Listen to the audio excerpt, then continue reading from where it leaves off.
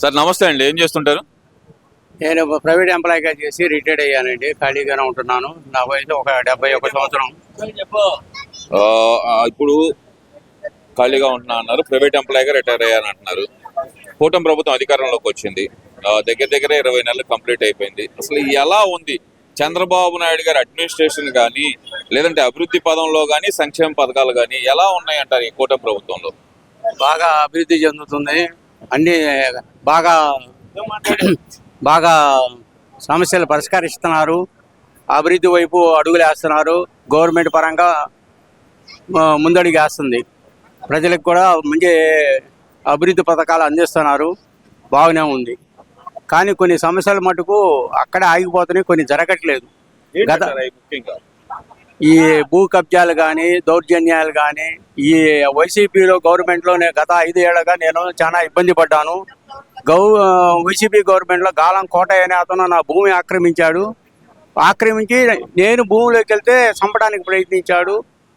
వెళ్తే నేను ఎంఆర్ఓ దగ్గరికి వెళ్ళినా, గత 5 సంవత్సరాల్లో ఎంఆర్ఓ దగ్గరికి వెళ్ళినా, పోలీస్ స్టేషన్కి వెళ్ళినా కూడా మీరు ముందు వెళ్ళి మాచర్ల ఎమ్మెల్యే గారిని కానీ, వాళ్ళ తమ్ముడు వెంకటరామరెడ్డి గారిని కానీ కలిసి వచ్చే మేము ఏదైనా మీ సమస్య పరిష్కారం చేస్తామని 5 ఏళ్ళు గడిపేశారు. నన్ను 5 ఏళ్ళు మీ పొలంలో మీరు వెళ్ళటానికి అప్పటి ఎమ్మెల్యే కాసు మహేష్ రెడ్డి గారు కానీ, వాళ్ళ తమ్ముడు వెంకటరెడ్డి గాని వాళ్ళ అవసరమే ఉంది సార్. దౌర్జన్యం, అతని వైసీపీ కార్యకర్తలుగా వాళ్ళు దౌర్జన్యం చేశారు.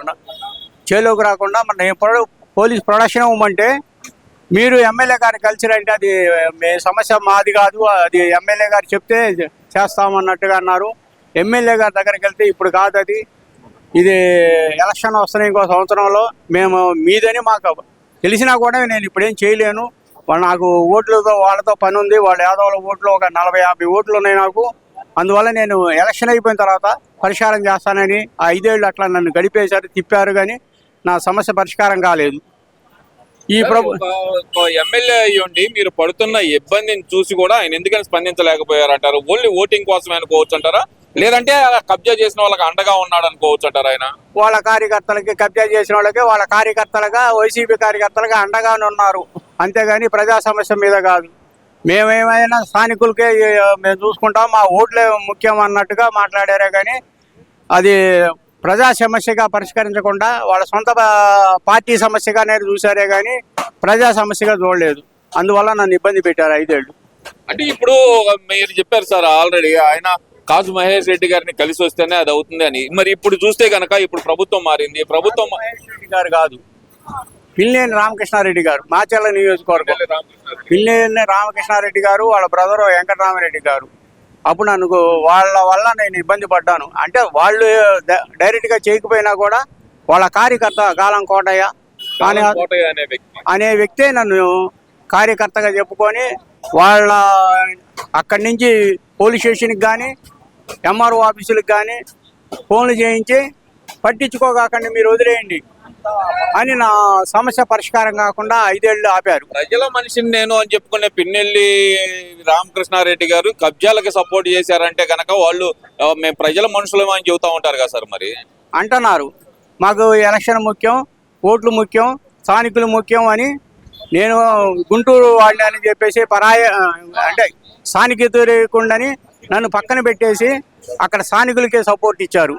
కానీ నేను పక్కాగా కొనుక్కున్నాను, డబ్బులు ఇచ్చాను.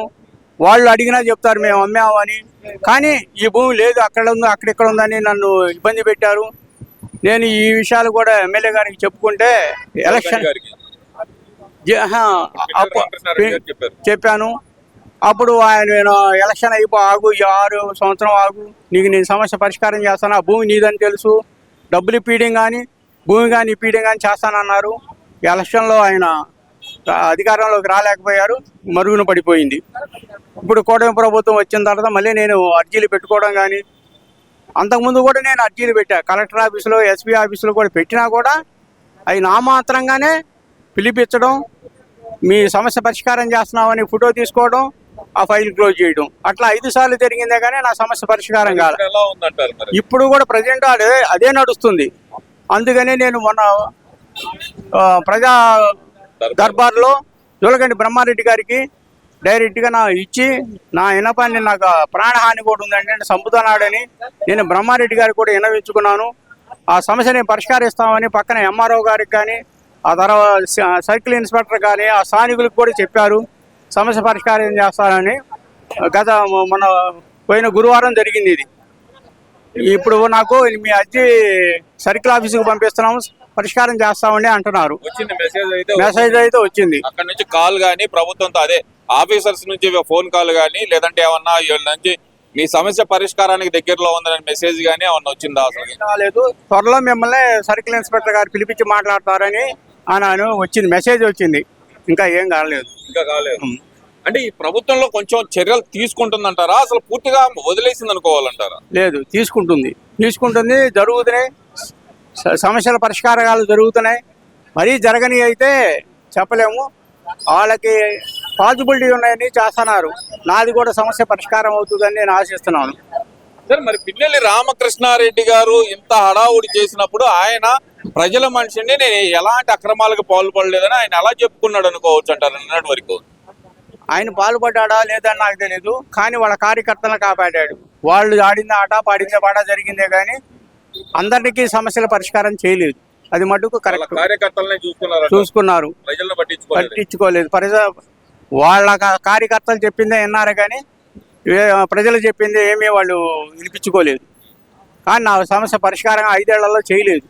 ఏ రోజు కూడా వాళ్ళ సమస్య నేను హైకోర్టు ఆర్డర్ ఇచ్చితే అప్పుడు ఎంఆర్ఓ గారు కొలతలు పెట్టాడే కానీ ఆ కొలతలను కూడా ఆక్రమించుకున్న కాలం కోటయ్య అనేవాడు ట్రాక్టర్ పెట్టి పొక్లైనర్ పెట్టి దున్నేసేసి అద్దురాళ్ళు పీకేసేసి గట్టులు జరిపేసేసి గందరగోళం చేసి నాకు చేలోకి వెళ్ళకపోతే కొడతామని కర్రలు తీసుకొని కొడుకులను గాలం కోటయ్య కొడుకులు నన్ను చంపడానికి వచ్చారు.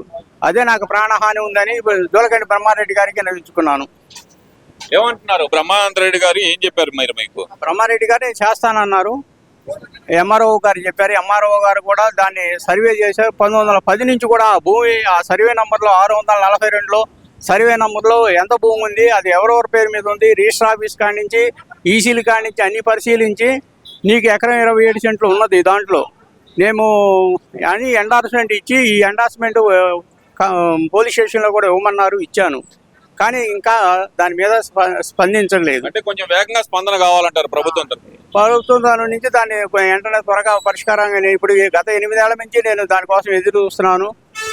ఇంతవరకు పరిష్కారం కాలేదు.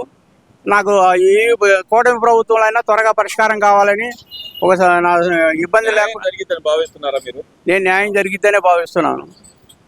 కానీ ఆ సమస్య పరిష్కారం కావాలని కోరుకుంటున్నాను. ఓకే సార్, ఇప్పుడు కూటమి ప్రభుత్వం అయితే కనుక ఇప్పుడు ఉంది, న్యాయం జరిగిద్దని మీరు భావిస్తున్నారు. ఈ ప్రభుత్వం ఉండదు, వచ్చేది 2029 మాదే అధికారం అని చెప్పి మరి జగన్మోహన్ రెడ్డి గారు చెప్తున్నారు. మరి ఏంటంటారు మరి దానికి? అప్పుడు దాకా మాకు ఇది కాదు. నేను ఇప్పుడు కూటమి ప్రభుత్వంలోనే సమస్య పరిష్కారం కావాలని కోరుకుంటున్నాను. రావచ్చు రాకపోవచ్చు అనేది నేను చెప్పలేను.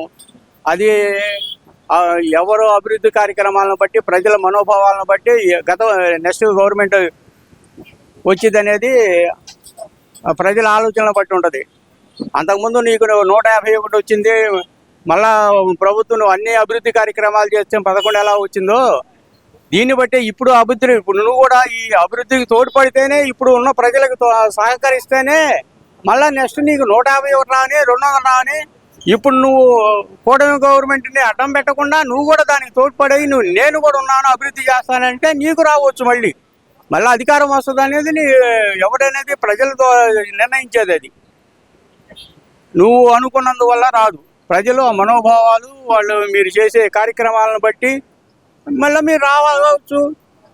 వీళ్ళకంటే డెవలప్ చేస్తాం. మీరు గత ప్రభుత్వంలో 14-19లో చేసిన దానికంటే నేను 3 రెట్లు అభివృద్ధి చేస్తాను, నేను అన్నిట్లో ముందుంటాను అన్నావు.